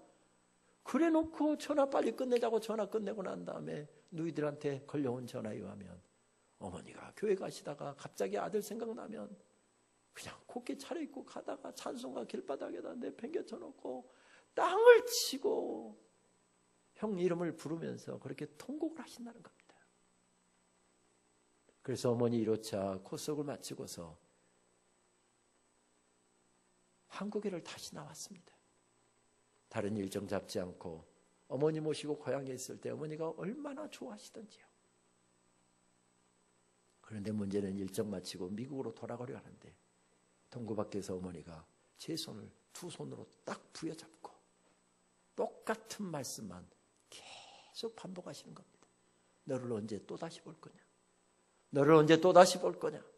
어머니, 보통 미국에서 PhD 하려면 최소 5년은 걸려야 되는데 제가 2년 마쳤으니까 어머니 2년 안에 마치고 올게요. 2년만 더 기다려주세요. 2년 안에 마치고 옵니다. 아무리 이야기해도 어머니 귀에는 그게 소리가 들려오지 않는 모양입니다. 제 손 부여잡고 너를 언제 다시 볼 거냐? 너를 언제 다시 볼 거냐? 그래서 출발을 1시간도 안 하고 마을 어귀에서 출발을 못했습니다. 이제는 더 이상 지체할 수가 없습니다. 그래서 지체하면 이제 비행기 놓치는 겁니다. 제 갈 길이 멀고 제 공부가 중요했고 제가 해야 할 일이 있기 때문에 그렇게 제 손잡고 눈물 짓는 어머니 뿌리치고 손 뿌리치고 돌아섰습니다. 그런데 그것이 이 땅에서 어머니 배웠던 마지막 순간이었습니다. 1년 후에 어머니 쓰러지셨다는 이야기를 듣고 여름 성수기여서 비행기표를 못 구했습니다. 직항 타면 15시간이면 올 수 있는 거리를 뉴욕으로 빙 돌아서 33시간 만에 한국에를 도착했습니다. 미국 출발하면서 어머니 이제 출발합니다. 조금만 더 기다려주세요. 김포공항에 내려서 어머니 저 왔습니다 하고 제일 먼저 전화드렸더니 어머니가 세상 떠난 지 6시간이 지난 후였습니다. 어머니 잊을 수 있습니까? 잊을 수 없습니다. 20년이 지났는데도 시간이 가면 갈수록 더 선명해집니다. 왜 그렇습니까? 큰 사랑 받았기 때문에 그렇습니다. 큰 사랑 제대로 보답도 못하고 살았기 때문에 그렇습니다. 그런데 여러분, 우리 모두들 다 어머니 사랑은 못 잊잖아요. 그런데 왜 우리는 조금만 어려움이 오면, 조금만 고난이 오면 하나님이 나 버리신 것 같고, 하나님께서는 나는 외면하시는 것 같고, 하나님께서는 나는 내던져 버리시는 것 같고, 하나님께서는 나에게 관심도 없으시는 것 같고, 하나님은 내 기도는 듣지도 않으시는 것 같고, 하나님은 내 눈물도 내 아픔도 모르시는 것 같고, 하나님은 내 억울함은 하나님은 모르시는 것 같고, 우리 왜 그렇게 흔들리는 겁니까? 어머니가 나 사랑하신다는 사실에 대해서는 한 번도 의심하지 않고 머리 하얘할 때간에 어머니 떠난 지 30년이 지났는데도 여전히 가슴속에 그 사랑 안고 살아가면서도 왜 우리는 조금만 어려우면 풍랑만 일어나면 하나님이 나 버리신 것처럼 그렇게 생각되는 것입니까? 그렇습니다. 올 한해 말씀 듣고 하나님이 나 사랑하신다라고 하는 사실을 확신하고 그 사랑에 감격하여 믿음으로 올 한해 걸어간다고 한다면 메마른 땅에서도 물된 동산과 같이 되는 놀라운 역사가 있게 될 줄 믿습니다. 우리 성도님들, 물된 동산이 다른 데 되는 것이 아니라 이로부터 하나님께서 그 사랑으로 그 놀라운 은혜로 공급해 주실 때에 우리의 삶은 메마릅니다. 우리의 삶은 풍랑이 일어나고 있습니다. 우리의 삶은 해결되지 않는 어려운 난제들로 둘러싸여 있습니다. 우리의 삶은 기가 막히는 억울함으로 가득 차 있습니다. 내 힘으로 어찌할 수 없는 벽에 부딪혀 있습니다. 그런데 하나님께서 나를 붙잡아 주시면, 나를 여전히 사랑하고 세워주시면 메마른 땅에서도 물된 동산과 같이 되어지는 역사가 있게 될 줄 믿습니다. 주님 나를 항상 인도하시리. 메마른 땅에서도 나를 만족시키리. 너는 물된 동산 같겠고 마르지 않는 샘 같으리. 나는 물된 동산 같겠고 마르지 않는 샘 같으리. 반주자가 정식으로 하랍니다. 반주 다시 해주시고요. 오늘은 나를 좀 축복하십시다. 주님 나를 항상 인도하시고 메마른 땅에서도 나를 만족시키니 나는 물된 동산 같겠고 마르지 않는 샘 같으리. 우리 가슴에 나를 좀 토닥토닥 하시면서 괜찮다고, 그래 하나님이 살아계시니 괜찮다고, 아니 하나님이 나를 사랑하시니 전능하신 하나님이 나를 알고 계시고 내 눈물을 알고 계시고 내 기도를 알고 계시고 내 아픔을 알고 계시고 내 현재의 처지를 알고 계시니 괜찮다고, 괜찮아, 너는 올해 물된 동산과 같이 될 거야. 여기서는 아멘 한번 해야 됩니다. 아멘입니다.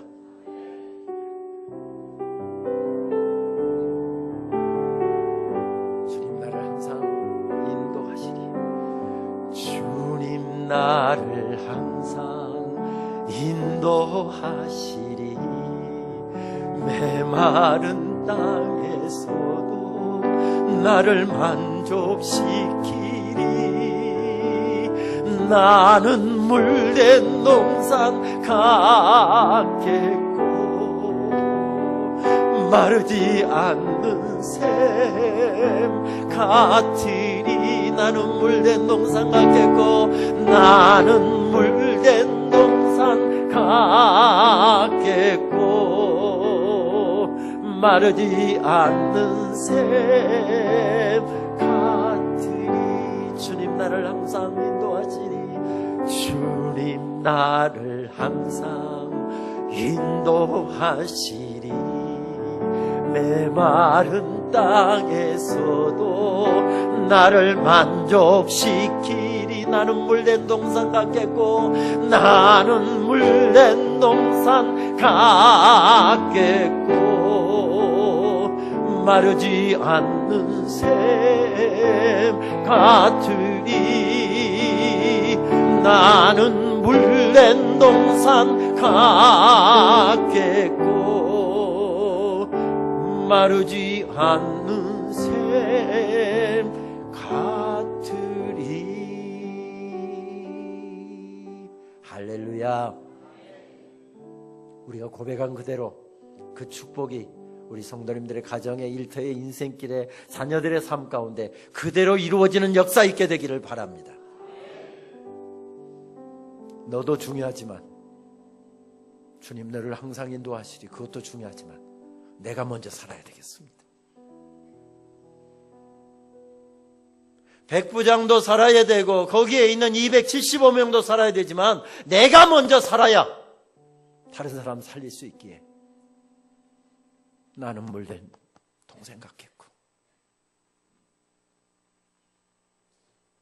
다른 방도는 없습니다. 다른 방도는 없습니다. 내가 더 충만해지는 방법밖에는 없습니다. 여기도 어르신들이 계셔서 좀 말씀드리기에 죄송하기는 합니다만은 인생길을 걸어가면 걸어갈수록 인생길은 안녕할 수 없는 시간으로 치닫고 있잖아요. 그래서 나이 60이 안 된 장로님에게 장로님 안녕하셨습니까? 목사님도 잘 계셨습니까? 저도 잘 지냈습니다. 보통 이렇게 대답을 하는데 60이 넘은 장로님께 장로님 안녕하셨습니까? 그러면 60이 넘은 장로님은 이렇게 대답한다잖아요. 목사님 부위별로 다 다른데 어떤 부위를 말씀하시는 겁니까? 여러분 이게 서글프지만 사실이잖아요. 나이 60이 넘으면 혈압은 안녕하는데 당뇨가 안녕 못하고 당뇨는 안녕하는데 허리가 안녕 못하고 허리는 안녕하는데 관절이 안녕 못하고 관절은 안녕하는데 눈이 침침해지면서 돋보기 안 끼면 아무것도 글을 읽을 수가 없습니다. 점점 안녕 못할 시간으로 우리는 치닫고 있습니다. 서글픈 이야기죠. 그러나 내가 충만해지면 풍랑이는 바다 위에서도 죽을 것 같은 삶의 자리에서도 안녕 못할 시간에도 우리들이 승리하게 될 것입니다. 요즘에 강남의 아이들, 서울 강남의 아이들은 점수 올리는데 혈안이 되어 있다고 하지요. 아이들 지금 방학 중에도 그 아이들은 고액 과외하고요. 대치동에 좋다는 학원들 밤 불야성을 이룹니다. 강남의 어느 중학교 아이들 평균 점수를 듣고 나서 제가 깜짝 놀랐습니다. 98.7이랍니다. 이게 괴물이지 이게 사람들입니까? 10과목 치면 다 100점 맞고 한 과목만 95점 맞았다는 이야기입니다. 옛날에 우리는 90점만 맞으면 그날 저녁 집에 가서 목에 힘주고 행세했잖아요. 그런데 강남의 애들은 90점 맞으면 운답니다. 평균 점수 깎아먹는다고. 그런데 요즘에 그런 아이들이 부모 직업에 따라서 약간씩 성적 올리는 방법이 다르다네요.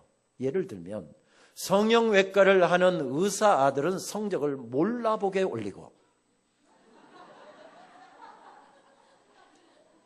백화점 사장 아들은 성적을 파격적으로 올리고요.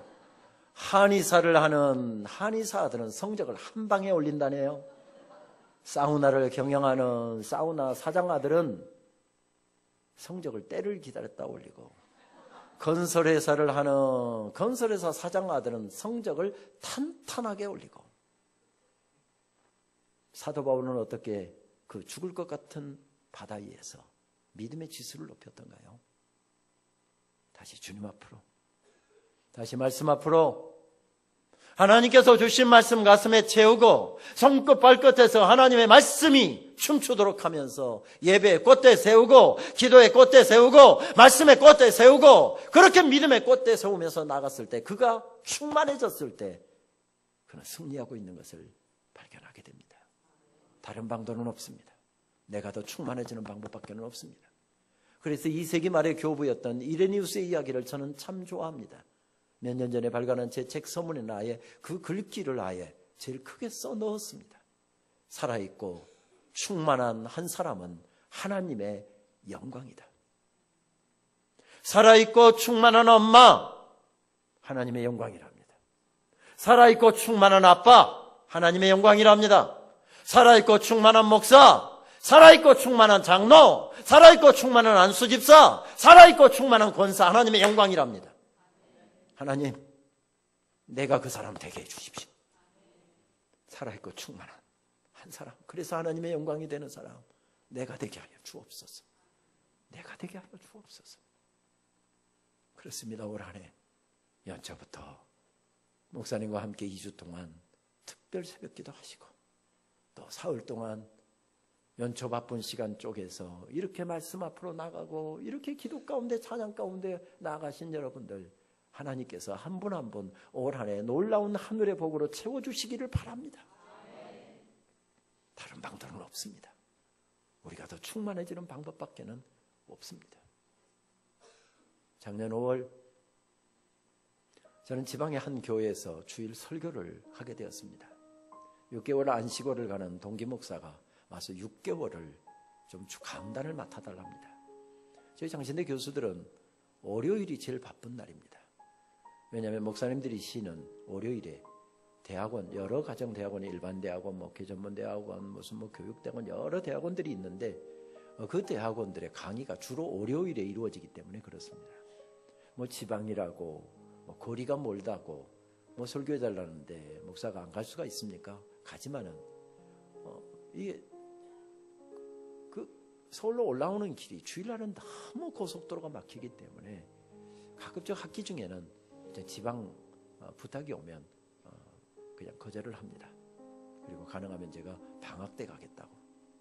그런데 동기 목사님이 부탁을 해와서 6개월을 다 할 수는 없겠고 다른 동기 교수들도 있으니까 제가 한 달만 해주겠다. 제일 먼저 저에게 전화가 왔길래 제가 꽃피고 세우는 5월 달에 그 교회에 내가 설교하러 가리라.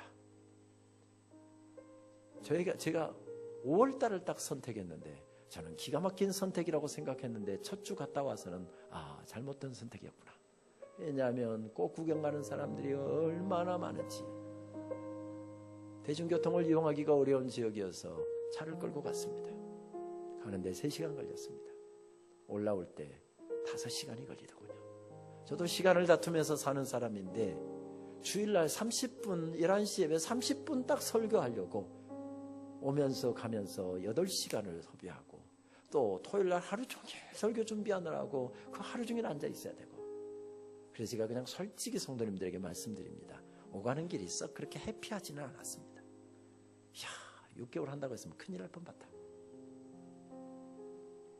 그런데 아침에 11시에 뵈니까 한 8시쯤이나 이 정도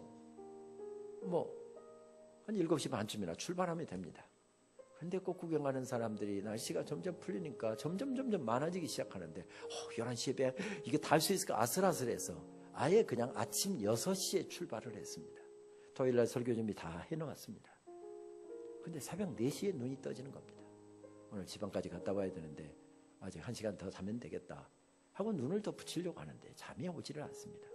설교 다시 더 준비하라는 이야기구나. 컴퓨터를 켰습니다.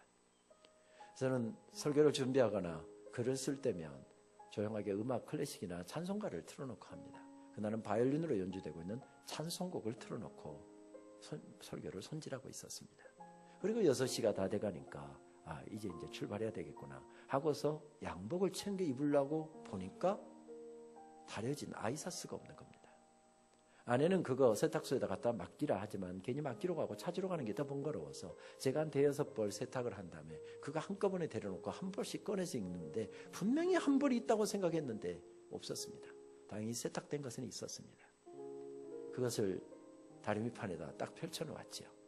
아내가 세탁을 하면 그렇게 구김이 안 가는데 제가 세탁을 하면 왜 그렇게 구김이 갑니까? 구김이 잔뜩 간 아이소스를 다리미판에다 딱 펼쳐놓았는데 너는 뭐 속상한 일이 있어서 그렇게 주름이 많이 갔냐? 꼭 내 얼굴하고 똑같다. 내 마음하고 똑같다. 그런데 그러면서 다리미질을 시작하는데 아무리 구김살이 많이 가서도 다리미 딱 지나면 착착 펴지잖아요. 기분이 얼마나 상쾌합니까? 바로 그 순간에 지금 나오고 있는 412장 찬송 한 가사가 얼마나 제 가슴을 세게 치던지 다리미질을 하다 말고 눈에서 눈물이 주르르 흐르는 겁니다. 그날 아침의 단상을 저는 시로 이렇게 적어보았습니다.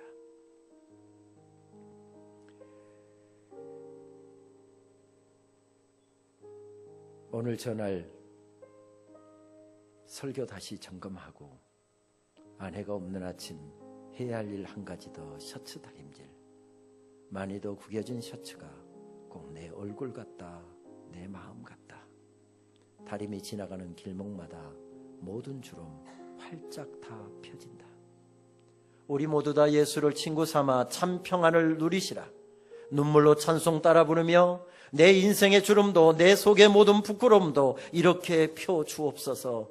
눈물의 기도 올려드린다. 기러기 아빠의 일상은 늘 눈물이다. 그리워서 울고 부끄러워서 울고 감사해서 울고 이른 아침 구겨진 마음과 영혼 활짝 다 펴진다. 그렇게 눈물 머금고 달려가는 오늘 말씀 전하러 가는 길이 행복하다. 그날은 행복했습니다. 그날도 가는 시간 3시간 걸렸고요. 30분 설교하고 빠른 점심 먹고 올라오는데 똑같이 5시간 걸렸습니다. 그래도 그날은 행복했습니다. 어쩌면 제 평생에 했던 설교 가운데 그날 설교가 제일 잘했던 설교였던 것 같습니다. 왜요? 제가 충만해졌기 때문에.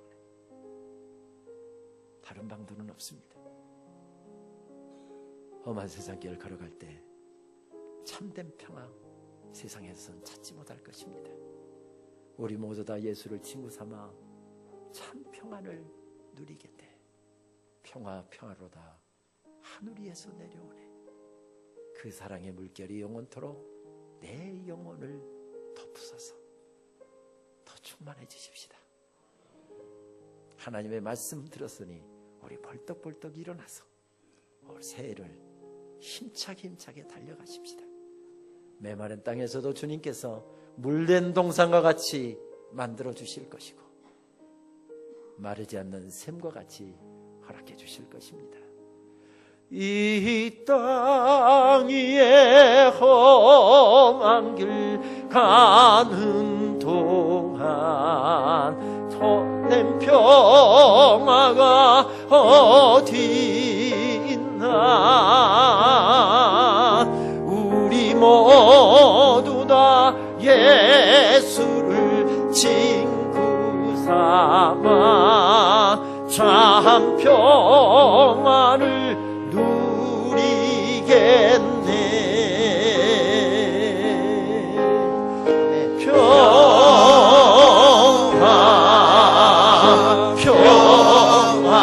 평화로다 하늘 위에서 내려오네.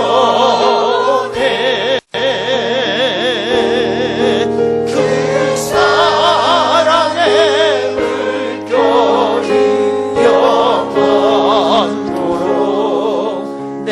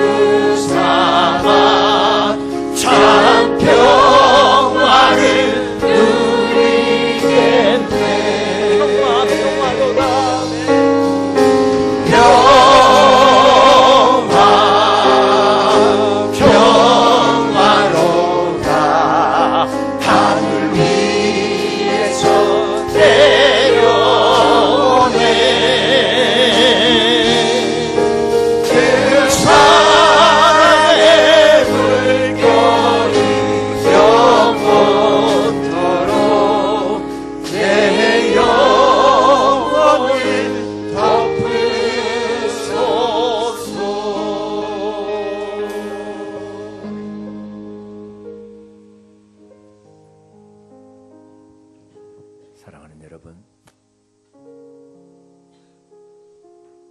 집회는 끝이 났습니다.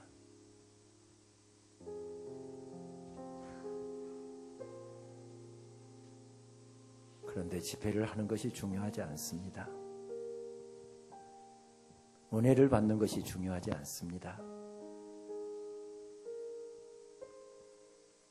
예배를 드리는 것이 중요하지 않습니다. 말씀을 듣는 것이 중요하지 않습니다.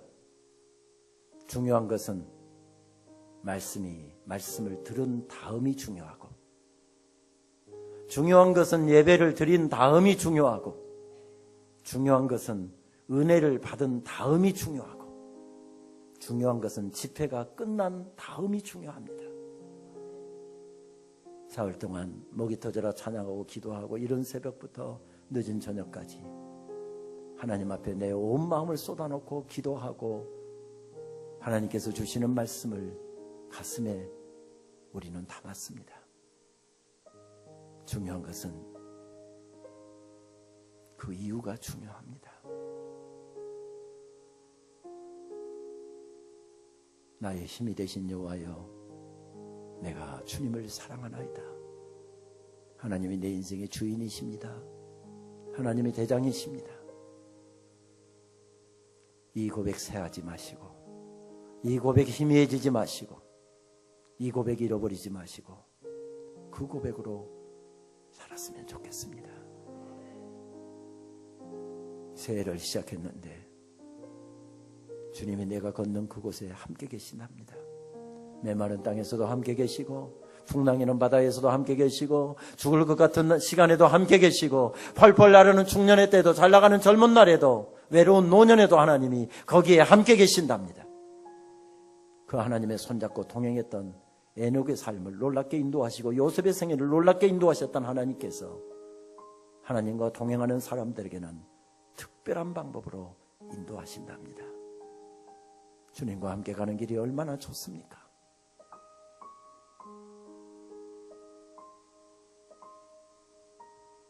그 고백 터져 나올 수 있도록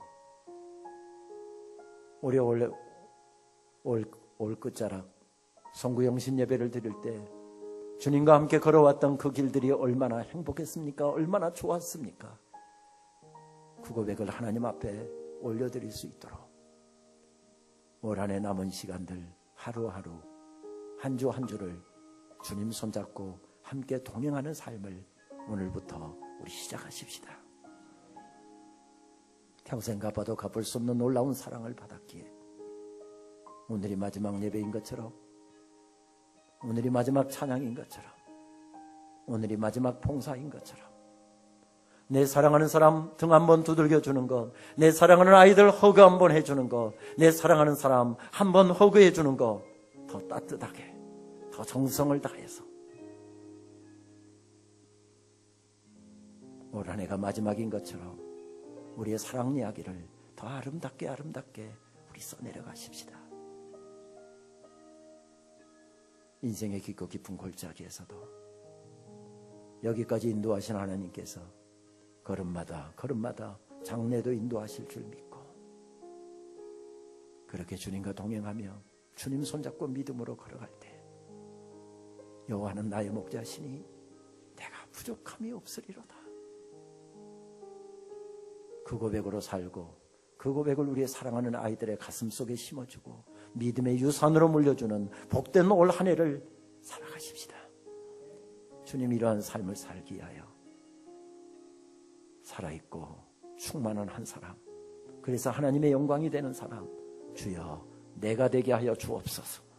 이 고백을 가슴에 새기고 올 한 해 살아간다고 한다면 하나님께서 우리 모두를 통하여 영광 받으시고 주의 교회는 견고하게 세워질 것이며 잃어버린 영혼들 주님 앞에 나오게 될 것이고 우리의 사랑하는 자녀들, 우리의 사랑하는 가족들, 우리의 사랑하는 남편, 우리의 사랑하는 아내, 우리의 사랑하는 부모님이 주께 돌아오고 주님 앞에 세워지는 놀라운 역사가 일어나게 될 것입니다. 지난 사흘을 돌아보시면서 주신 은혜를 생각하시면서 큰 소리로 기도하지 않아도 됩니다. 그러나 한 마디의 기도를 올려드리더라도 미사력을 사용하지 말고요, 우리의 가슴과 우리의 고백, 진솔한 고백을 담아서 이 새해를 시작하면서 말씀 사경회를 마치고 이제 삶으로 살기 위하여 출발하면서 주님, 내 손 잡아 주시옵소서. 주님께 간구하고 부탁드릴 것을 이 시간 하나님께 올려드리십시다.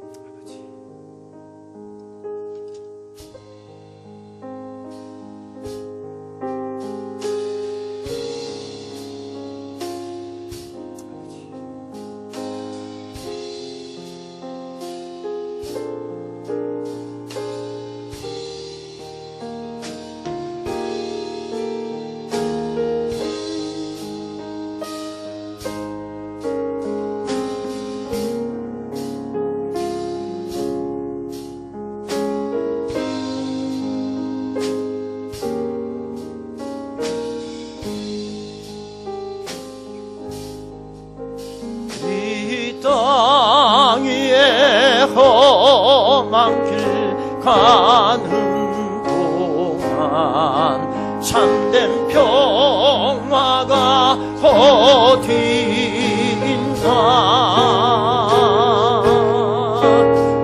우리 모두 다 예수를 친구 삼아 참 평화를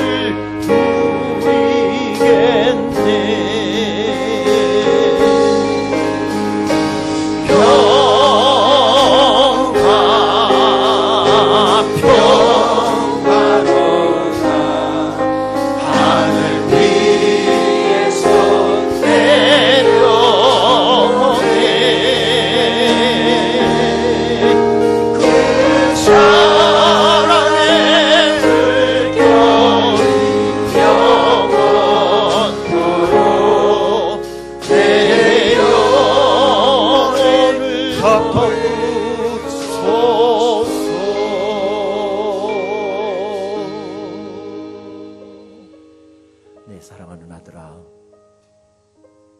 내 사랑하는 딸아, 내 사랑하는 종 바울은 평생을 믿음으로 살았고 주님 만난 이후에 복음을 위해서 살았고 교회를 위해서 살았고 죽어가는 영혼을 주님 앞에 세우는 일을 위해서 평생을 살았단다.